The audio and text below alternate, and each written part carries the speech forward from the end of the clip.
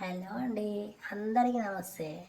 ఇక చూస్తారు కదా, ఈరోజు వచ్చేసి 140 గజాల జాగాల ఉన్న ఇల్లునైతే మీ ముందుకైతే పెట్టుకొచ్చిన.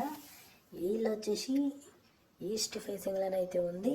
చూస్తారు కదా, అర్జెంట్ సేలింగ్కి అయితే ఉన్నట్టు.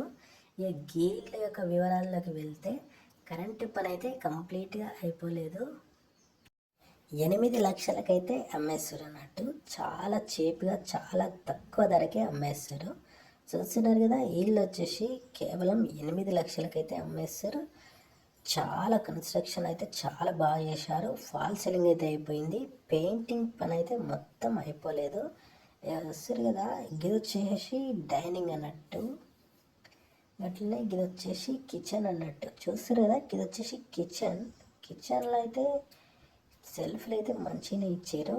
ఇది వచ్చేసి డైనింగ్లో కూడా సెల్ఫ్లు బాగానే ఇచ్చారు. ఇది వచ్చేసి బెడ్రూమ్ ఎదురుగా కనిపిస్తుంది కదా, అది వచ్చేసి బెడ్రూమ్ అన్నట్టు. ఇది వచ్చేసి కామన్ బాత్రూమ్, ఇంకా డబల్ బెడ్రూమ్ ఇల్లు అన్నట్టు. ఇది 2 బెడ్రూమ్లు 2 బాత్రూమ్లు కిచెన్ హాల్ అయితే ఉంది. చాలా చాలా అర్జెంట్ సేలింగ్కి అయితే అమ్మేస్తారు. చూస్తారు కదా, ఇది వచ్చేసి అటాచ్డ్ బాత్రూమ్ అన్నట్టు.